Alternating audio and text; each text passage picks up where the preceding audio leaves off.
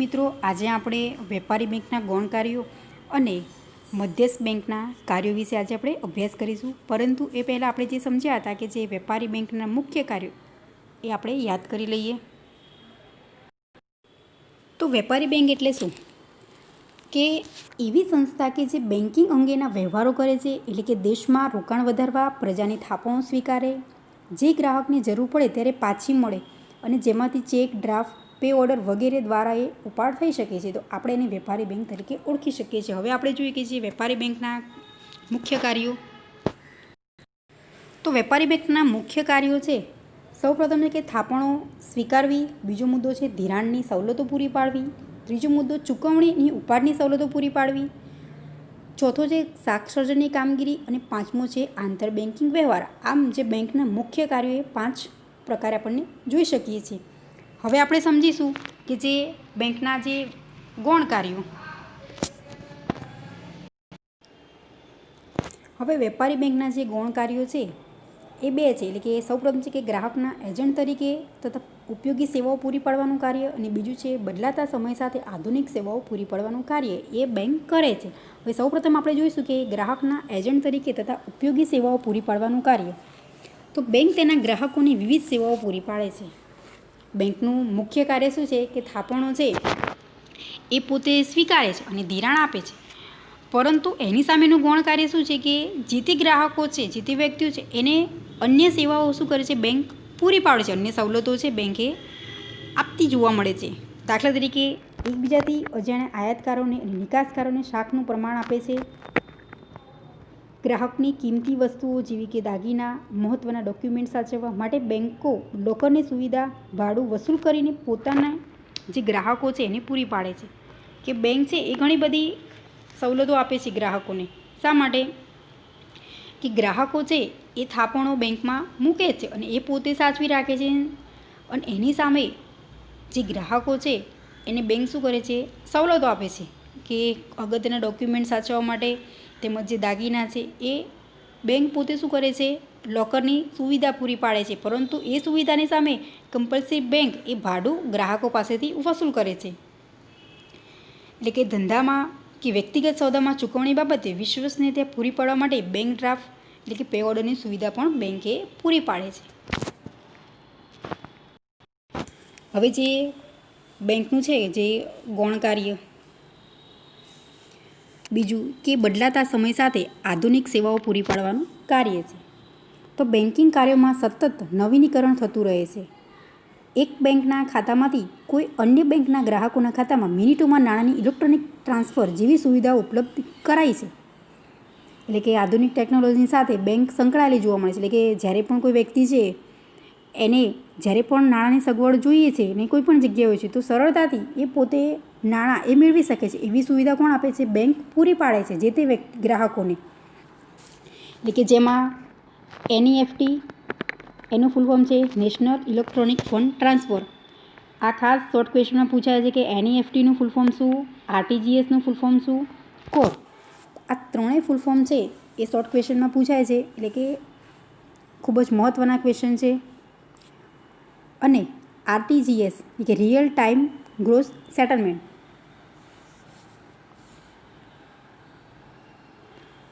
NEFT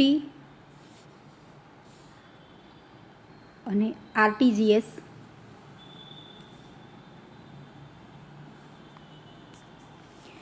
દ્વારા નાણાંની ફેરબદલી કરવામાં આવે છે. NEFT તેમજ RTGS દ્વારા નાણાંની ફેરબદલી શું કરવામાં આવે છે? સરળતાથી કરી શકાય છે. NEFT અને RTGSની સુવિધાઓ કોર બેન્કિંગના લીધે શક્ય બની છે. કોરનું ફૂલ ફોર્મ છે centralise online real time exchange.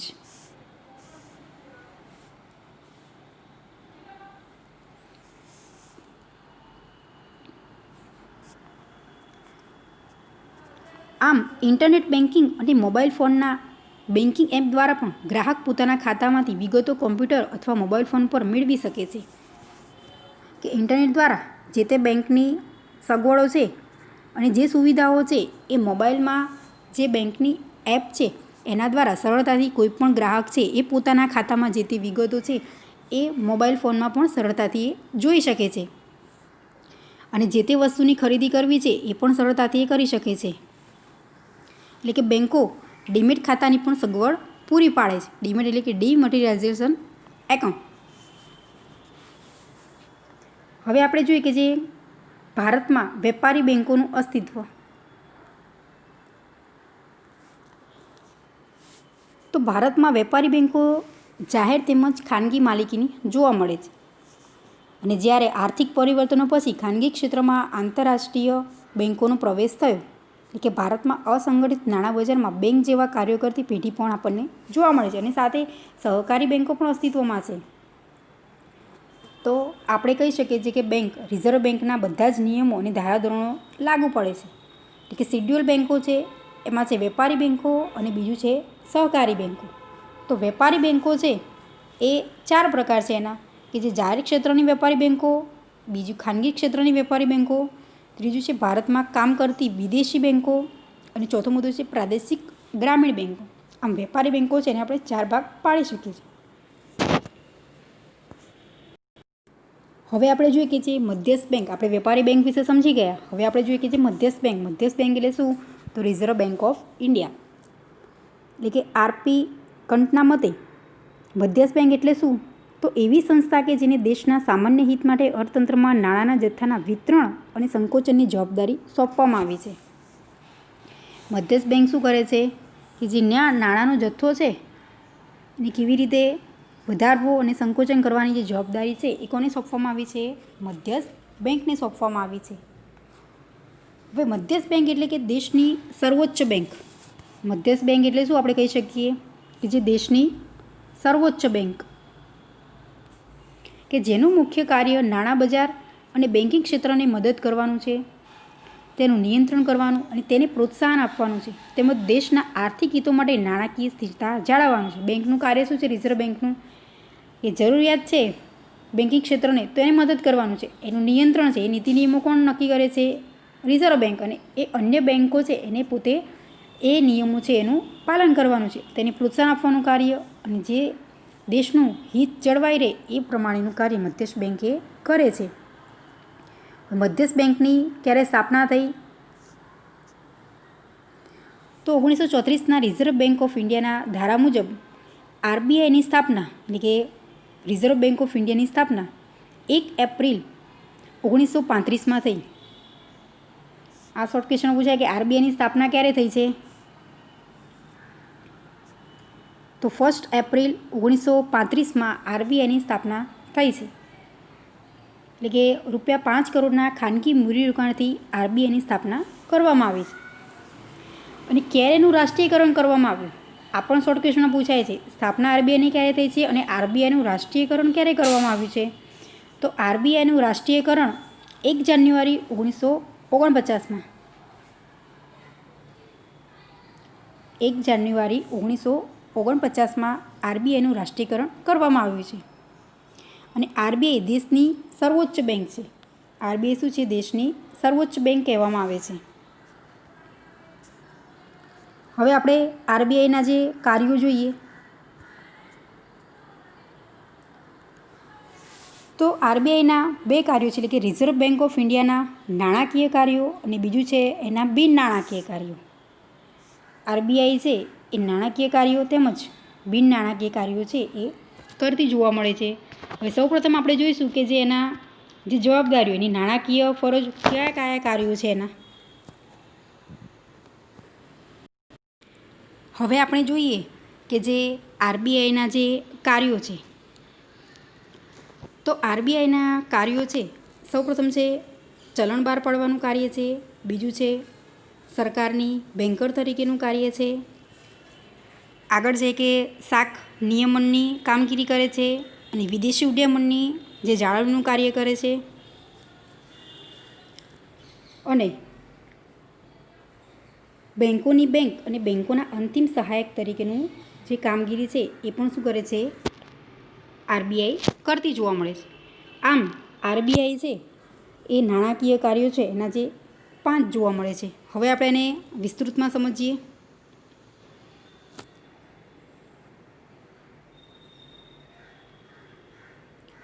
Question એક્ઝામમાં પૂછાય કે આરબીઆઈના જે નાણાકીય કાર્યો કયા કયા છે. તો સૌપ્રથમ ચલણ બહાર પાડવાનું કાર્ય. તો આરબીઆઈ છે એક એવું ચલણી નાણું બહાર પાડે છે, એટલે કે ₹2 અને 2થી વધુ રકમની નોટો છાપવાની અને બજારમાં મૂકવાની ફરજ આરબીઆઈ બજાવે છે. ₹2 અને 2થી વધુ રકમની નોટો છાપવાની કામગીરી એ આરબીઆઈ કરે છે. જ્યારે ચલણી સિક્કાઓ અને ₹1ની જે કાગદી નોટ એ ભારત સરકાર દ્વારા નાણાં ખાતા દ્વારા જે બહાર પાડવામાં આવે છે. જે ચલણી સિક્કાઓ છે તેમજ જે ₹1ની જે નોટ છે તો એ આરબીઆઈ છે એ બહાર પાડતી નથી, પરંતુ કોણ પાડે છે? એ ભારત સરકાર દ્વારા એને બહાર પાડવામાં આવે છે. હવે આપણે બીજું જોઈએ કે જે સરકારની બેન્કર તરીકેનું કાર્ય.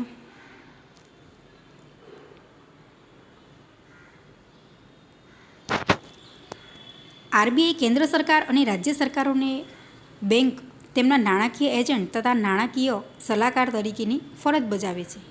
આરબીઆઈ છે એ કેન્દ્ર સરકાર અને રાજ્ય સરકારની બેંક છે, તેમજ જે નાણાકીય એજન્ટ અને જે સલાહ જોઈએ છે એની કામગીરી એ આરબીઆઈએ પૂરી પાડે છે. કે એજન્ટ તરીકે એટલે કે સરકારના બોન્ડ, સરકારના ખાતાઓ, ચલણી સિક્કાઓ, ₹1ની નોટ વગેરેનો વહીવટ કરે તેમજ સરકારને ધિરાણ આપે છે. આરબીઆઈનું કાર્ય શું છે કે સરકારના બોન્ડ, સરકારી ખાતાઓ, ચલણી સિક્કાઓ અને ₹1ની જે નોટ વગેરે વહીવટ કરે છે અને તેમ સરકારને ધિરાણ આપવાનું જે આરબીઆઈ પોતે કાર્ય કરે છે. હવે આપણે ત્રીજો મુદ્દો જોઈએ.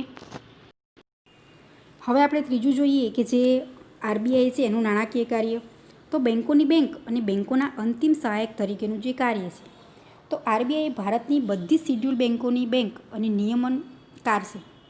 એટલે કે જે શિડ્યુલ બેન્કો આપણે સમજ્યા હતા તો એ બધાની જ બેન્કોની બેંકનું જે નિયમન છે આરબીઆઈ કરે છે. એટલે કે વેપારી બેંક અને સહકારી બેન્કો છે બધાનું જે નિયમન છે આરબીઆઈ દ્વારા કરવામાં આવે છે. એટલે કે તે બેન્કોની રોકડ અનામતનું સંચાલન કરે છે. આરબીઆઈ શું કરે છે? બેન્કોની જે રોકડ અનામત છે એનું સંચાલન એ આરબીઆઈ કરે છે. એટલે કે વેપારી બેન્કોની ધિરાણ અંગેની નીતિની દિશા નક્કી કરે અને વ્યાજના દર પણ એ જ આરબીઆઈ દ્વારા જ નક્કી થાય છે. કે જે રેટ છે વ્યાજનો કેટલો દર રાખવો એ પણ આરબીઆઈ જ નક્કી કરે છે. એટલે કે ધિરાણ અંગેની જે નીતિઓ છે એની દિશા પણ નક્કી કરે અને વ્યાજનો દર પણ આરબીઆઈ દ્વારા નક્કી કરવામાં આવે છે. એટલે કે કોઈપણ નાણાકીય કટોકટીના સમયે તે અંતિમ સહાયક તરીકેની જવાબદારી પણ આરબીઆઈએ નિભાવે છે. હવે આપણે ચોથું જોઈએ કે જેનું નાણાકીય કાર્ય. તો શાખ નિયમનની કામગીરી.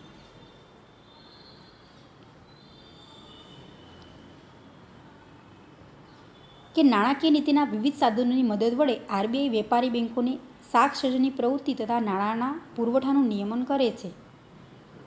તો આરબીઆઈ શું કરે છે? વેપારી બેન્કોને શાખ સર્જનની પ્રવૃત્તિ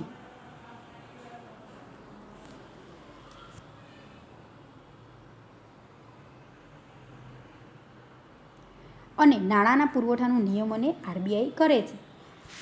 પાંચમું જોઈએ કે જે વિદેશી હુંડિયામણની જાળવણીનું કાર્ય.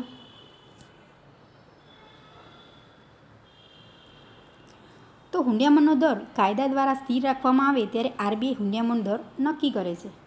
કે જ્યારે કાયદાકીય રીતે હુંડિયામણનો જે રેટ છે એ આરબીઆઈ જ નક્કી કરે. કે જ્યારે વિદેશ હુંડિયામણનો દર બજારમાં તેની માંગ અને પુરવઠાના આધારે નક્કી થતો હોય છે ત્યારે આરબીઆઈ બજારમાં વિદેશી હુંડિયામણની ખરીદી કે વેચાણ કરી વિદેશી હુંડિયામણની સરખામણીમાં ભારતના રૂપિયાનું મૂલ્યની જાળવણી કરે છે.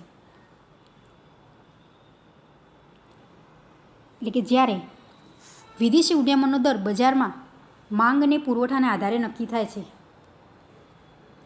જે હુંડિયામણ દર નક્કી થાય એ માંગ અને પુરવઠાના આધારે નક્કી થાય છે. ત્યારે આરબીઆઈ બજારમાં વિદેશી હુંડિયામણની ખરીદી અને વેચાણ કરીને કે જે વિદેશી હુંડિયામણની સરખામણીમાં ભારતના જે રૂપિયાનું મૂલ્ય છે એની જાળવણી કરે છે. એટલે કે આરબીઆઈ ભારતનું જે ચલણનું મૂલ્ય છે અન્ય દેશોના ચલણની સામે જાળવણીની કામગીરી છે એ કોણ કરે છે? આરબીઆઈ કરે છે. એટલે કે આરબીઆઈ ભારતના વિદેશી હુંડિયામણના જથ્થાની સાચવણી કરે તેમજ ભારતમાં આવતી વિદેશી મૂડી કે ભારતની બહાર જતી વિદેશી મૂડી પર ધ્યાન રાખે છે.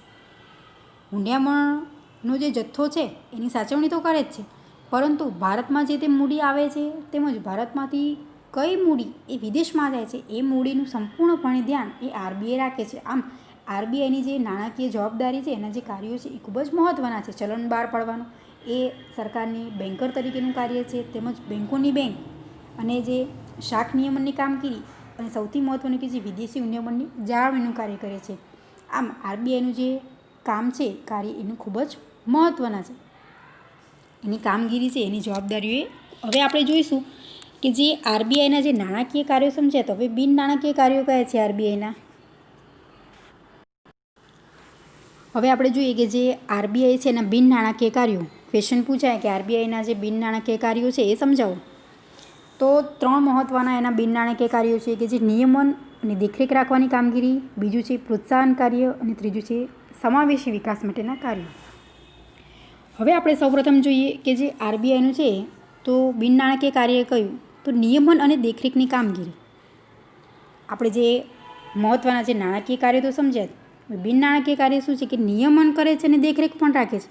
એટલે કે આરબીઆઈ ભારતના સમગ્ર મૂડી બજાર અને નાણાં બજારની કામગીરીની દેખરેખ અને નિયમન કરે છે. કે મૂડી બજાર અને નાણાં બજારની જે કામગીરીની દેખરેખ અને નિયમનનું કાર્ય એ આરબીઆઈ કરે છે. કે જેમ કે વેપારી બેન્કોની જે શાખાઓના વિસ્તરણ, કામ કરવાની જે પદ્ધતિઓ, બેન્કો સિવાયની નાણાકીય સંસ્થાઓ અને સહકારી બેન્કોની કામગીરી પર ધ્યાન રાખે છે. આરબીઆઈનું શું કાર્ય છે કે જે વેપારી બેન્કો છે એની શાખાઓનું વિસ્તરણ કરવું,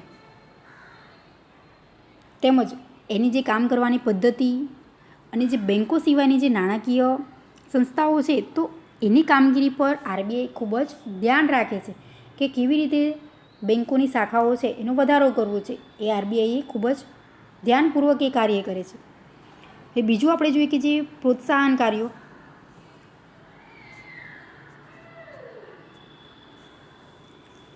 તો આરબીઆઈ લોકોમાં જાગૃતતા લાવવા માટે પ્રયત્ન કરે છે, તેમજ લોકો બેન્કોના જે ખાતા નથી ખોલાવતા તો એ ખોલાવવા માટે આરબીઆઈ શું કરે છે, પોતે પ્રોત્સાહિત કરે છે. કે આપણે જોઈએ છીએ કે અનેક લોકોએ બેંકમાં ખાતા જ નથી ખોલાવ્યા હતા. એટલે કે ઘણા બધા લોકો છે તેમને ધિરાણ માટેની જરૂરિયાતો એ અસંગઠિત નાણાં બજાર પર આધારિત જોવા મળે છે. એટલે કે તો ધંધાની ચૂકવણીઓ ચેકના બદલે શેમાં જોવા મળે છે આપણને, કેશ દ્વારા. એટલે કે જેથી વિનિમયની ખરી નોંધ થઈ શકતી જ નથી. બેન્કિંગ વ્યવહાર બેંકમાં ખાતું જ નથી તો એ ચેકનો કોઈ પણ ટ્રાન્ઝેક્શન જોવા જ નહીં મળે. એટલે કે કેશમાં જે વ્યવહાર થશે એટલે કે વિનિમયની જે નોંધ છે એ આપણને જોવા જ નથી મળતી હકીકતમાં. એટલે કે નાણાંનું મૂલ્ય છે એ રાષ્ટ્રીય આવકના સાચા પ્રમાણમાં આપણે જાણી શકતા નથી. કેમ, તો વ્યવહાર છે એ કેશ દ્વારા થાય છે, બેંક દ્વારા થતો જ નથી. તો આપણે હકીકતમાં જે નાણું બજારમાં ફરે છે એની આપણને શું કરી શકીએ છીએ, જાણ હોતી જ નથી. એટલે કે આરબીઆઈ શું કરે છે, આ પ્રોત્સાહન કરવાનું કાર્ય કરે છે કે જે લોકો બેંકમાં નથી ખાતા ખોલાવે, પોતે બેંકમાં શું કરે, ખાતા ખોલાવે, એવો પ્રયત્ન આરબીઆઈ કરે છે. એટલે કે આમ ગામડાઓમાં જે બેન્કોની વધુ શાખાઓ ખોલાય તેવા પ્રયત્નો આરબીઆઈ કરે છે. એનું મુખ્ય કારણ શું કે ગ્રામીણ વિસ્તારમાં જે તે લોકો રહે છે તો એ લોકો છે એ બેંકમાં નાણું છે એ વધુ જે પોતે શું કરે, થાપણ સ્વરૂપે મૂકે અને એના દ્વારા આરબીઆઈ છે એ પોતે શું કરશે, અન્ય લોકોને ધિરાણ સરળતાથી કરી શકશે. એટલે કે વધુ લોકો જે સંગઠિત નાણાં બજારમાં આવે તેવા પ્રયાસો આરબીઆઈ કરે છે.